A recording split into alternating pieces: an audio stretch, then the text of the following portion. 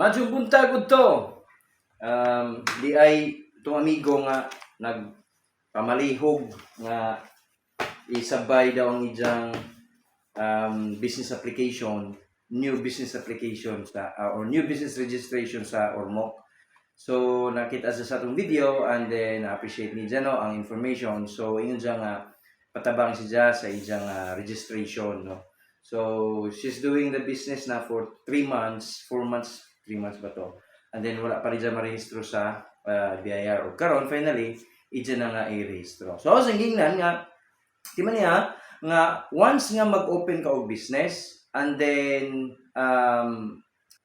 naay chance no, nga mag-close ka or magsirado ka, na lang kang sultihan daan. Kung unsa kasayon ang pag-open, somehow, inga na kakomplikado ang pag-close. Okay, labi na kung mo i-consider nato sa mga open cases tungod kay naay wala na bantaye o nalipatan sa pag submit sa return. So ako na lang gi-inform siya tungod kay daghan man kog na encounter nga informations nga naay mga negosyo nga gi-open and then gi-stop tungod kay wala siguro nag-prosper, so gihunong na lang automatic pero wa sila kahibaw nga kinahanglan to nga i-close dito mismo sa BIR, be it BIR Maasin, BIR Ormoc, or BIR Tacloban kung asa man gali nga RDO, imo nga negosyo na nasakupan. So otherwise ako jud og mahimong problema. Recently na ako'y kailapod no nga nag-ask og advice regarding sa iyang business nga nahunong 2006, gihunong 2013 until now wala nila gi-close sa BIR. And I told them nga kinahanglan jud na nga kana ang isettle sa BIR is i-close na nga business, otherwise basig usa ka adlaw niya na abtan na lamang kag letter nga you have the tax liability nga dapat atubangon, di ba?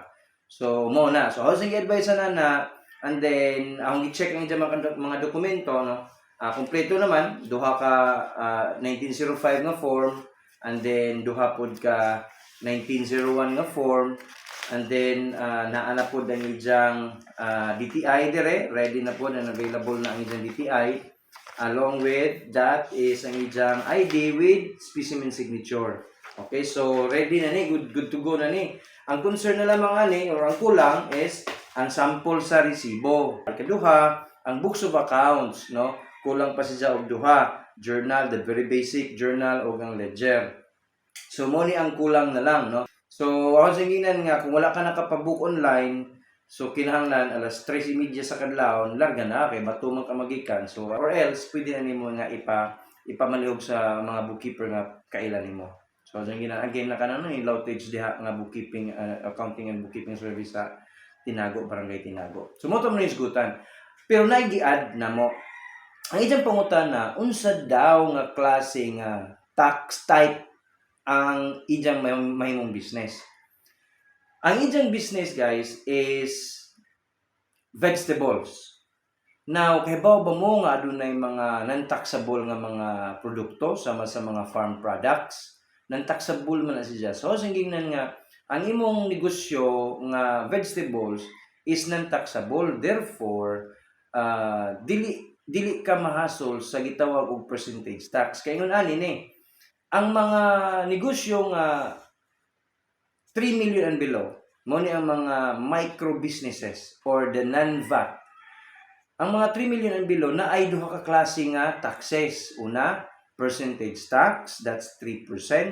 And then apoy income tax, that's depende kung pila ang mahimo nga naman ay bracket, no.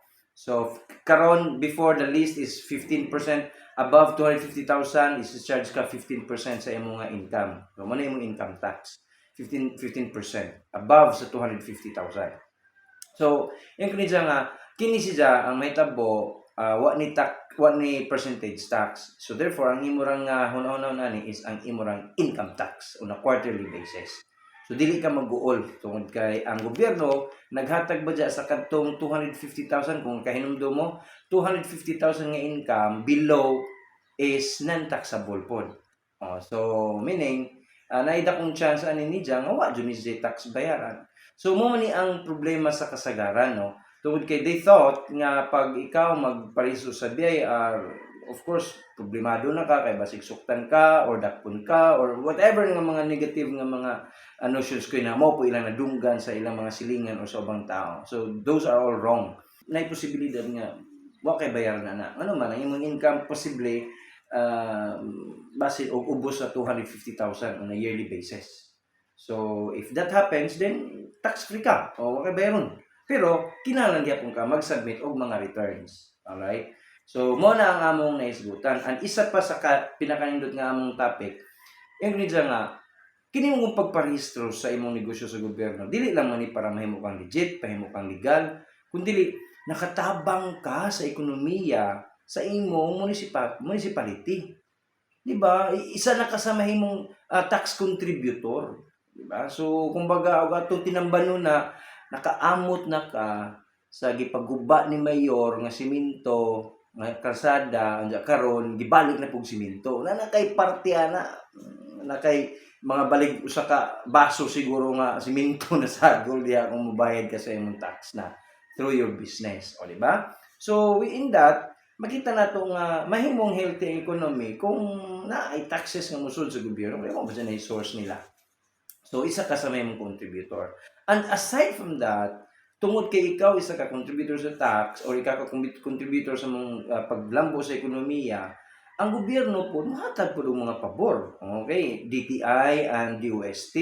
Kay bao ba ka nga kung ikaw rehistrado, legal ka nga negosyo, na ay chance nga matabangan ka sa DTI o sa DOST in terms of machineries, equipments, for expansions and everything. Basta wala kay bawa na. Mao nga pagparehistro karon. Mirehistro imong business kay aron imong hibawon unsa na mga pwede no nga mahatag or maalalay sa gobyerno pod. Alright? So sa imong negosyo. So mo na imong isgutan ang kini ang pinakawa mas mahibaw isa kadaghanan. Kay bao ba ka nga gitawag og BMBE or Barangay Micro Business Enterprise? Kanang Barangay Micro Business Enterprise isa na kabalaod. Balaod na nga hatag provision para sa mga micro businesses nga pipila ka mga benepisyo kung ikaw na adunay BMBE certificate is una sa tanan tax free ka, ikaduha dili necessarily nga mutupong ka sa minimum wage sa mga empleyado, pero kinahanglan gihapon ka nga mohatag sa mga benepisyo, the basic benefits sama sa SSS, Pag-ibig, PhilHealth, kinahanglan nun gihapon na. So, ang ako lang is, palaw maog ibaw ang kabahin sa BMBE. Oo na. So, again, mo ito ang among naisgutan, no? With regard sa taxes, sa BMBE, o sa edya mismo nga negosyo. So far, kini, good to go naman ni siya.